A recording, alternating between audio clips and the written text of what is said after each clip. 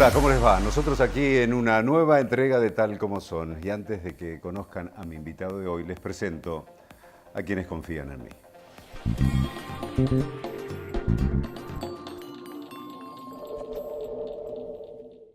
Sí al 99% de cloacas, sí al 100% de agua potable y sí a tener uno de los índices más bajos de mortalidad infantil de América Latina.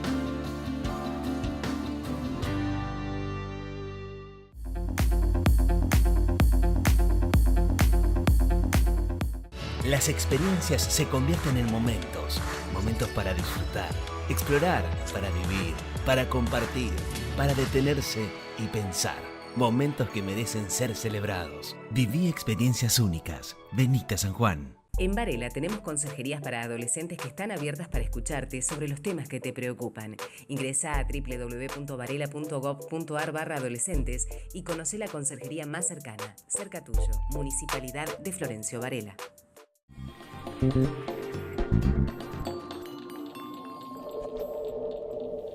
Mi invitado de hoy es abogado, político, intendente por casi 2 décadas, si no me equivoco. Le voy a preguntar si esto ya es un récord prácticamente a nivel nacional.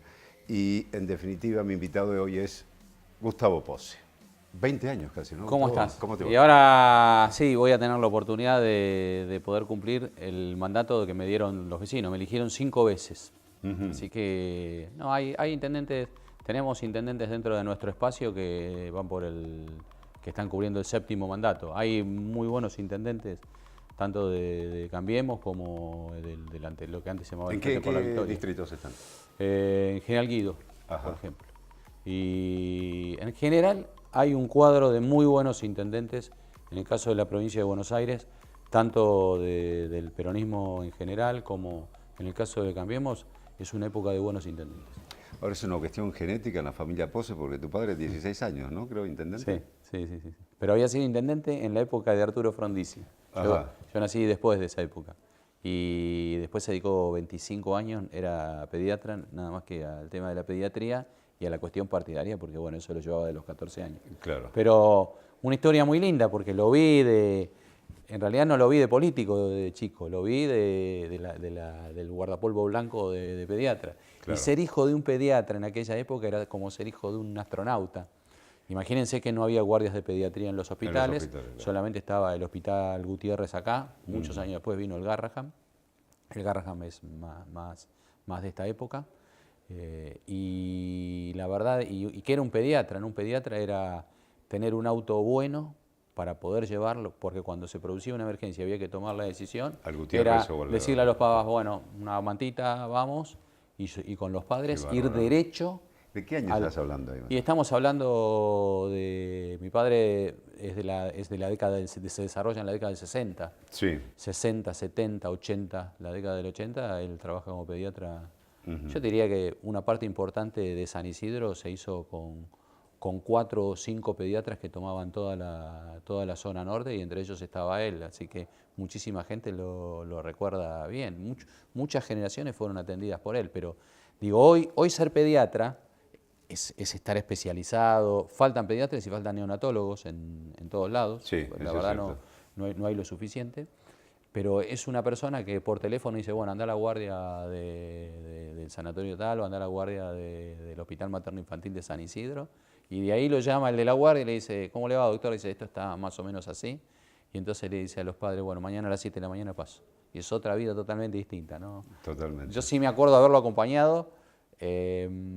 Siempre los autos tenían que ser buenos para poder llevar a los chicos. ¿No? Y me acuerdo de cuando el auto se quedaba encajado en algún lugar y salían todos, que a él lo habían conocido como médico, lo habían conocido como intendente antes, y entonces decían, al doctor se le encajó el auto, ¿no? Entonces salían vecinos que veían que iba a atender a tal lugar y entonces todo boom, boom, boom, y lo volvían a poner en la huella. Qué época, ¿no? Hoy miro esos lugares, en todo, la evolución de todos los lugares, no solo de San Isidro, y miro los lugares y digo, ese barro, por suerte, porque la obra pública buena, que hoy está tan cuestionada, en realidad nos iguala a todos, nos eleva a todos. Totalmente. El hecho equipara.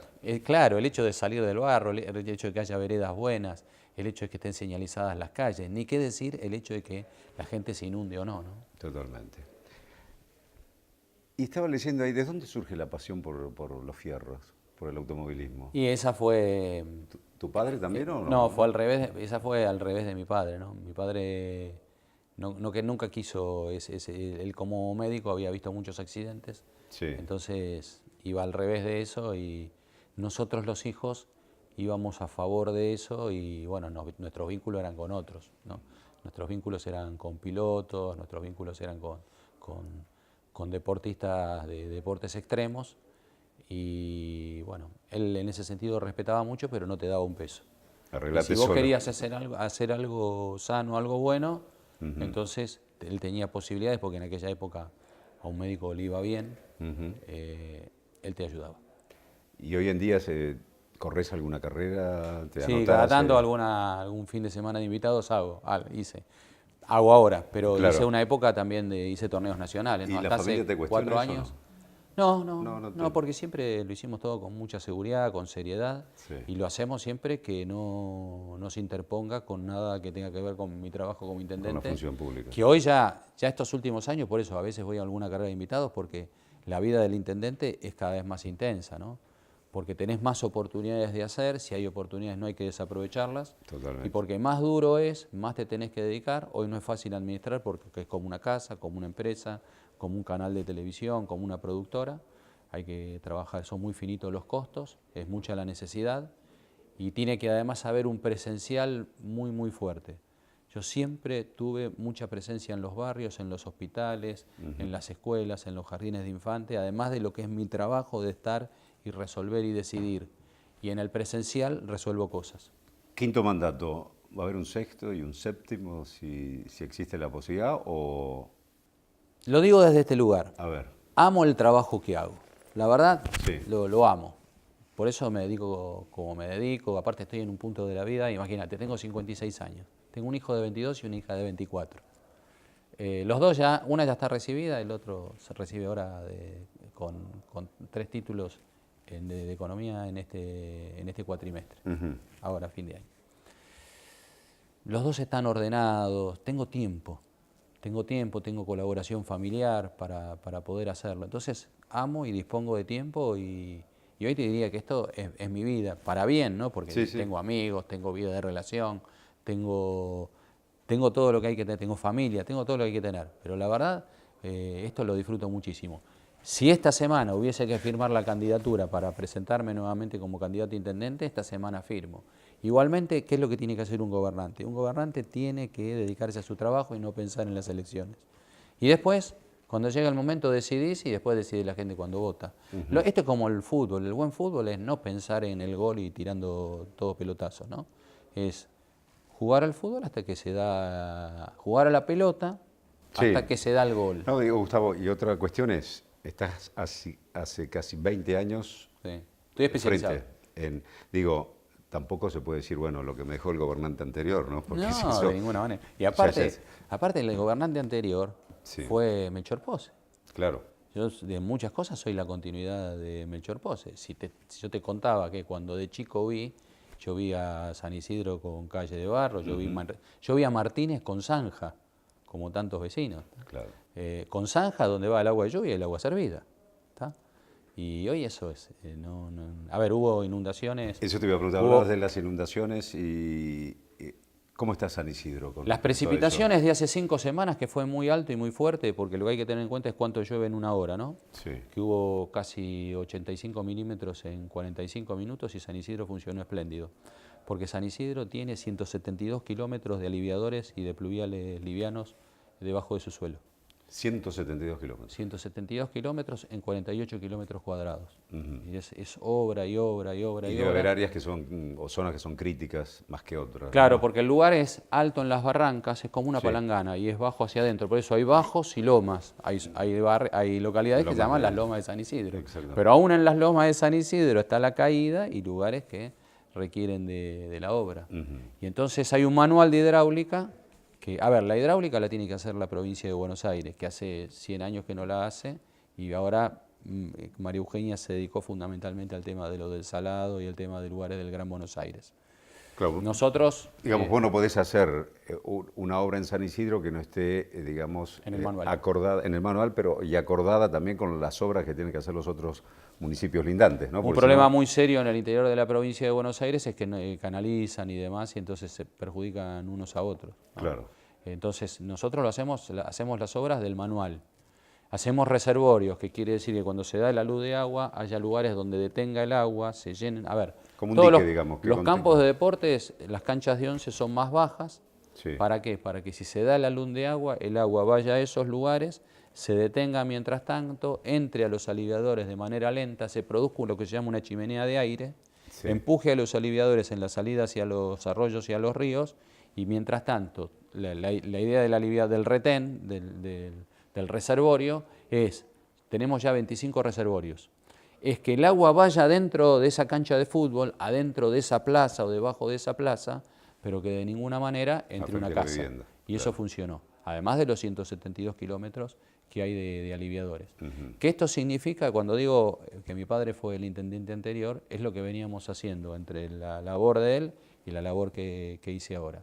Cuando fue la Panamericana, ustedes se acuerdan que había muchos Sí. intendentes que estaban en desacuerdo. Yo no era intendente en aquella época, pero estaban en desacuerdo por cómo se hacía la Panamericana, porque se hacía la Panamericana sin consultar a los municipios respecto de la cuestión de hidráulica y del tránsito.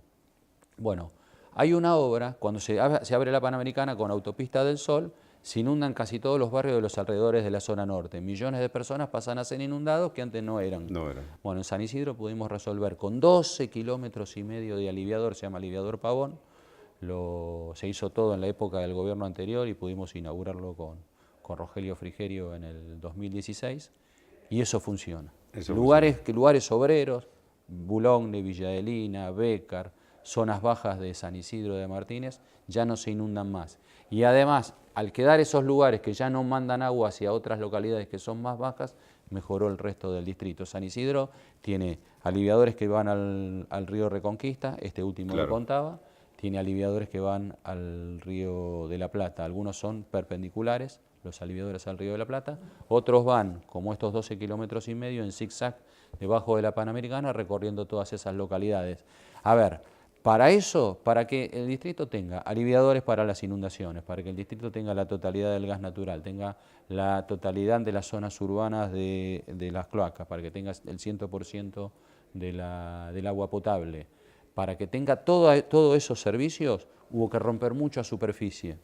No todos los políticos hacen primero lo que corresponde, que está debajo del suelo, rompen toda superficie, lo cual produce un malestar con los vecinos que nos tenemos que entender, ¿no? Es como la historia de un matrimonio, de una familia que están arreglando la casa, y por suerte entre los vecinos y el municipio nos fuimos bancando, por así decir. Claro. Y hoy estamos en tarea de superficie. Hoy son más parques, más plazas, más pavimentos, más veredas. Si vos me decís, ¿qué es lo que más estamos trabajando hoy? Hoy lo que estamos trabajando más es la cuestión del tránsito, la capa asfáltica, el tema de las veredas. Las veredas, ¿por qué?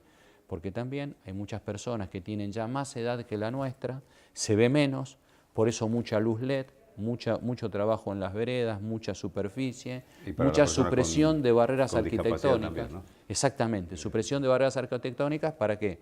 Para las bajadas a la calle, para los cruces de los empedrados, para los lugares que requieren de baranda. Entonces, es una ciudad más pensada, en realidad San Isidro son 6 ciudades, ¿no? A la vez, Sí. que van de un lado de la Panamericana y del otro lado de la Panamericana, unas al río, otras contra San Martín, y además hemos hecho mucha obra junto con la provincia de Buenos Aires, y no es que de la plata que nos daba la provincia nos traíamos obra para el barrio. Buscábamos hacerla obra en conjunto con Vicente López, obra en conjunto con San Martín, obra en conjunto con San Fernando, obras de accesos fuertes, mejora de calidad de vida de la gente, mayor seguridad, mejora en lo urbano.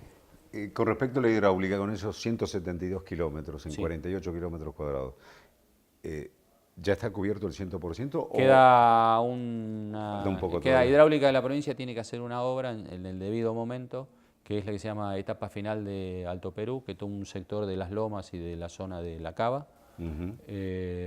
La cava en realidad tiene un problema, que es que buena parte de la cava está en un pozo que está como 10 metros debajo de la primer napa, con lo cual requiere esa obra en particular. Y después una obra cortita, que es en Martínez, en la parte más cara, más linda, etcétera, que hay que resolver 300 metros entre Libertador y La Barranca, igual lo suplimos con otro tipo de obras hasta que eso llegue. La totalidad de las ¿Eso grandes lo tiene que hacer obras provincia? Sí, provincia o nación. En Ajá. realidad los 12,5 kilómetros esos del Pavón lo hizo el Sí. gobierno nacional. Ajá. La provincia de Buenos Aires, la realidad es que no dispone del recurso para las grandes obras que se requieren, ¿no? Claro. La provincia de Buenos Aires está asfixiada históricamente por la nación, hoy muy ayudada por Mauricio Macri, Sí. porque hay un compromiso de Mauricio con la gobernadora, con María Eugenia, etcétera, y eso se nota, que entre los dos gobiernos se cuidan, porque hablar de la provincia de Buenos Aires es hablar de la mitad del país, no es que uno hable y dice, no, porque tal provincia. Un hecho, claro. Si en realidad todas las migraciones internas es por no ser contenidas en sus provincias, la historia de este país es que todo termina ampliando la mancha urbana, que la mancha urbana llegó hasta la General Paz, después llegó hasta la Ruta 4, Márquez Rolón, es una circunvalación, ¿no? Totalmente. Después el acceso oeste, bueno, hoy ya la mancha urbana está en la Ruta 6.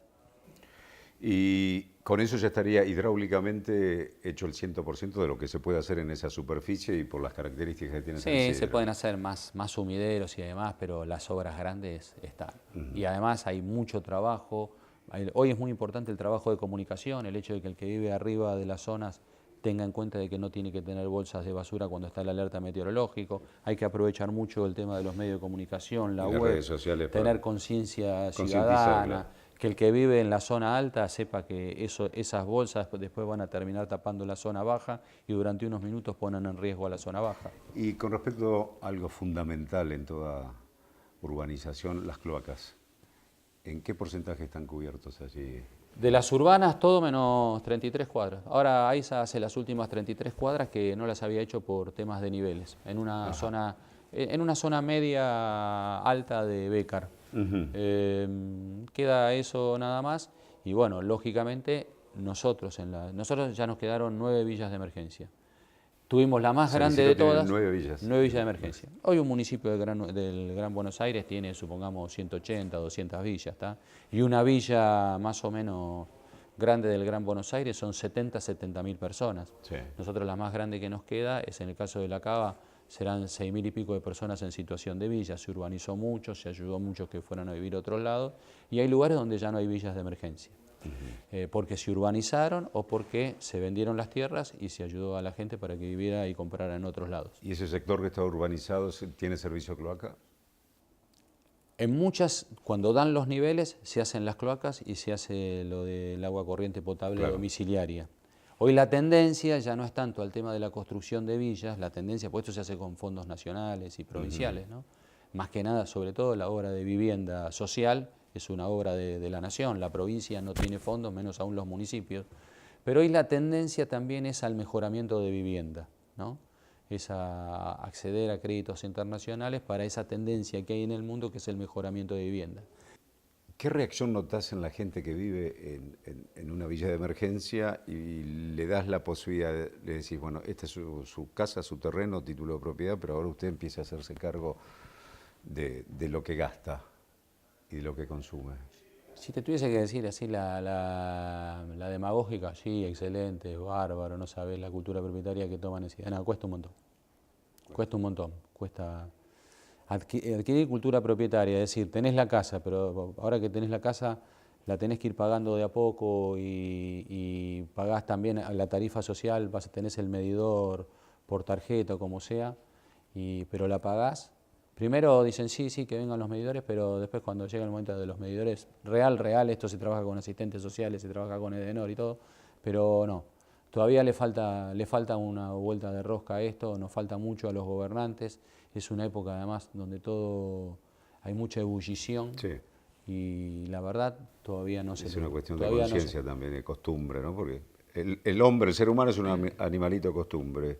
Si se cría, se forma de vivir o a vivir de determinada forma, después el cambio, donde por ahí le genera mayor responsabilidad, pero también mayor derecho. El país eligió el peor camino, que es que donde están las villas de emergencia, en los lugares buenos, en realidad lo que se debía hacer era lo que nosotros podíamos hacer antes, que era resolver esos títulos de propiedad, ponerlos en venta en una licitación pública y con el producto de eso, más lo que ponía el municipio, ayudarlos a que todos fuesen propietarios en otros lados, romper el gueto. Claro. se fue hacia una tendencia que ya venía, que esto fue fundamental, la presencia del kirchnerismo, en el sentido de que eso se llama, lo que yo comento se llama esponjar población, ¿no?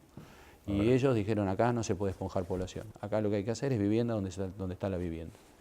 Y bueno, se eligió un camino del cual no podemos salir lamentablemente. Si ustedes me dijesen si se pudiese empezar la historia nuevamente, lo mejor es que no siga habiendo villas de emergencia. El déficit habitacional en San Isidro. Es un déficit donde en 300.000 habitantes tenemos unos 19.000 habitantes en situación de villa. De villa. Sí. Y gente... Muchas son villas en buena situación, en el sentido que tienen los servicios, tienen asfalto, y el problema es las que hay que hacerle todo, hay que hacerle los suelos. Es decir, es raro que alguien vea una villa en una ciudad dada, sí, donde la villa está arriba de la loma en el mejor suelo. La villa está siempre o en el pozo o en el valle. O a orillas del río. En caso las mayores tragedias, inclusive, sí, ¿cuáles son? Aquellos lugares donde se loteó en el valle. Pues muchos piensan que el río es esto y el río después no tiene incidencia sobre este lugar. No, en realidad, el valle son cientos y cientos de metros a ambas márgenes. Claro. Cuando se da la modificación del régimen de lluvia o se da el alud de lluvia, depende de cómo funciona la geografía y el clima del lugar, por eso muchas casas, inclusive que no son de villas, se vive la tragedia de que las arrasa el alud. Totalmente. Pero eso es porque además no se debieron permitir. El Bajo Boulogne. El Bajo Boulogne es como decir detrás, la Panamericana detrás del Carrefour hacia el Seamse. Bueno, el Bajo Boulogne hace 80 años jamás se debió haber permitido que se hiciera un loteo porque están debajo de la cota del río Reconquista. Claro. ¿Qué es lo que hizo el municipio de San Isidro? Hizo un polder para proteger, ese lo pude hacer en mi primera época como intendente, para proteger un polder, es un símil de un polder holandés, con estaciones de bombeo, y separando, hoy es un parque, ¿no? Pero debajo es un polder sostenido. Separa las aguas del río Reconquista de las aguas que quedan dentro de lo del Bajo Boulogne. No se volvió a inundar nunca más el Bajo Boulogne. Ahí la inundación es la inundación que viene del volumen de agua del interior del oeste de la provincia de Buenos Aires. También tenemos un polder en el Bajo de San Isidro, que se lo comenzó mi padre, que se llama el Albardón, y lo pude extender hasta el norte y hacia el sur.